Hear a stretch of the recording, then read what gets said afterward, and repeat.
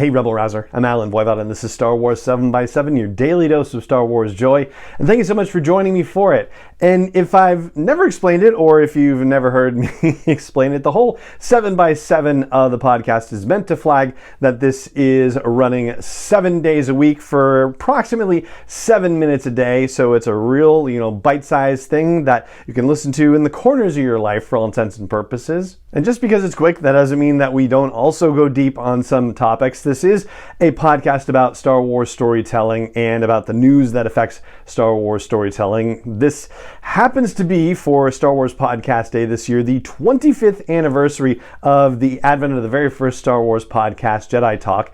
It also happens to be the 9-year, 7-month anniversary of Star Wars 7x7. The show has released an episode every single day since July 7th of 2014. We're coming up on our 10th anniversary on July 7th. Now, this also happens to be, of course, the 25th anniversary of the Phantom Menace, and so once a month I'm doing a special episode about the Phantom Menace, about some aspect of it. Last month we talked about the opening crawl of the Phantom Menace, a little bit of history on it, and today we're going to talk about the Trade Federation. On a lot of the episodes that we do here on Star Wars 7x7, we will do 7 takeaway breakdowns or top 7 lists or things like that. And, 7's kind of a big number around here, and so today we're going to be doing a 7 takeaway situation around the Trade Federation, just what their background is and why they are doing what they're doing in the Phantom Menace. So fun fact number 1 about the Trade Federation is that they haven't been around for all that long in the span of galactic history. They were founded in 350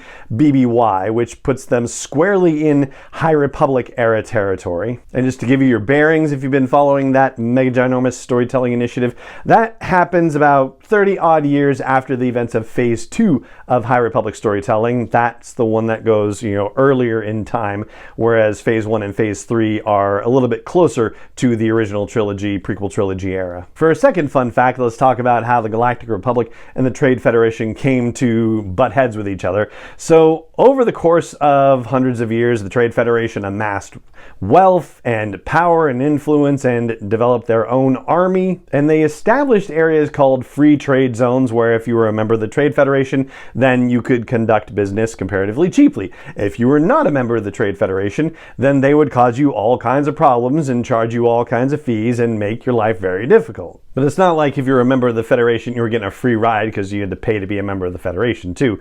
In the meanwhile, the Galactic Republic was trying to stay funded, and how do governments stay funded? Through taxation. And so they wanted to tax trade routes that the Trade Federation was trying to establish a monopoly over, and that did not make the Trade Federation happy. Now, fun fact number 3 is about how the Galactic Republic and the Trade Federation tried to resolve their differences. The last time they basically tried to resolve their differences in any sort of peaceful fashion was with this thing called the Ariadu Trade Conference. This took place on Governor Tarkin's home planet, Ariadu, and it didn't go very well. Specifically, there is a quote-unquote radical organization called the Nebula Front that was greatly opposed to giant corporations and governments imposing taxation on people. They were very anti-corporate, anti-government, and they tried to assassinate Chancellor Valorum there, and they managed to kill almost the entirety of the Trade Federation delegation. In fact, the only member of the delegation who survived was,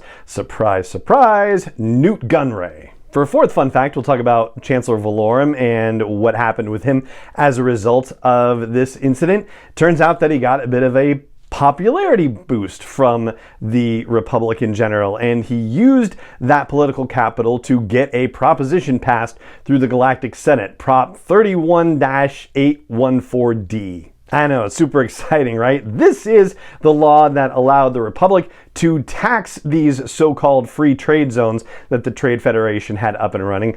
And if you go back to, I think it's Star Wars Insider Magazine 200, there's a big piece in there about how the Galactic Republic at that time was having potential budget problems, and so passing a tax like this would actually help them in that regard too. For a 5th fun fact, we'll talk about what happens with the Trade Federation as a result of the fiasco at the Ariadu Trade Conference. Newt Gunray ascends to the position of Viceroy of the Trade Federation, and the thing that we don't necessarily know the details about officially are how did he come in contact with Darth Sidious, and how did Darth Sidious start to work with the Trade Federation? That has not been told in canon. However, if there's one novel in the expanded universe that people tell me over and over again I should read, it's the novel Plagueis by James Luceno.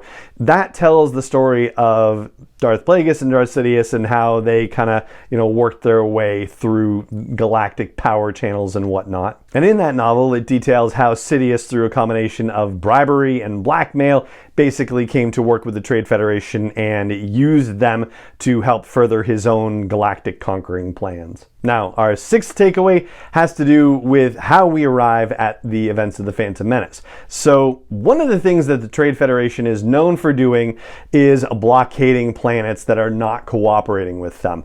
Strong arm tactics to get people to engage in trade contracts that are favorable to the Trade Federation, considering that they have an army of their own at their bidding and the Republic isn't necessarily challenging them in some of these free trade zones, at least not until recently with the passage of this new, whatever it is, 31-814D, right? And this is the moment where Sidious, aka Palpatine, sees his plans coming to fruition, where he sees all of the pieces just about falling into place. He has Chancellor Valorum, who, had a bit of a bump of popularity, used it to, pass this tax law that was going to be unpopular with a very powerful contingent of the galaxy. The Trade Federation is angry and willing to do something about it if only Sidious would give them a helpful suggestion. So why not Naboo? Because the Trade Federation is already having arguments with the planet of Naboo over their exports of plasma. They're looking to strong-arm them with their resources anyway. And of course it works out perfectly for Palpatine, because then when Naboo gets blockaded, he's a senator from Naboo. He can use that as his, sympathy card to then run apologetically, as it were, against Chancellor Valorum for the chancellorship. And for a seventh and final fun fact, this gets into the politics of Star Wars. And I know there is a small but boisterous contingent of people out there who like to say that Star Wars isn't political, and it most certainly is. So this comes from The Art of the Phantom Menace, which was written by Jonathan Bresman back in 1999. In talking about the Trade Federation, it says, "History is rife with instances wherein moneyed interests impact the political status quo. An extreme example was the overthrow of Queen Liliuokalani of Hawaii." Hopefully I got that pronunciation close to correct. In the 1890s, a group of businessmen, ignoring the orders of President Grover Cleveland, forced the Queen to abdicate her throne. They replaced the government with one that would be more sympathetic to their interests. Then it goes on to say, in The Phantom Menace, the Trade Federation, a corporate army of licensed pirates, attempts their own assault on Queen Amidala of the planet Naboo.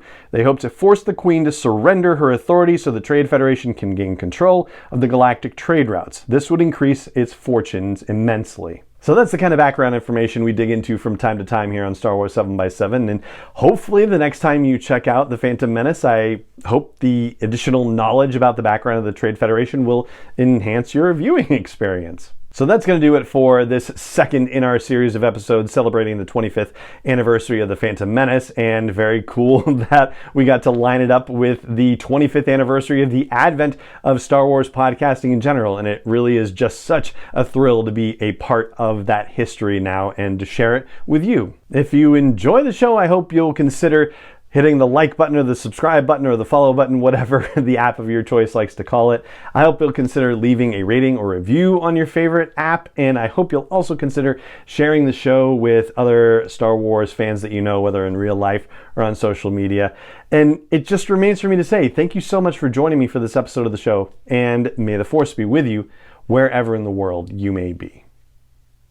7x7 is not endorsed or sponsored yet by Lucasfilm Limited, Disney, or 20th Century Fox, and is intended for entertainment and information purposes only. Star Wars, the Star Wars logo, all names and pictures of Star Wars characters, vehicles, and any other Star Wars related items are registered trademarks and/or copyrights of Lucasfilm Limited, or their respective trademark and copyright holders. May the Force be with them. All original content is copyrighted by Star Wars 7x7. We hope you love it.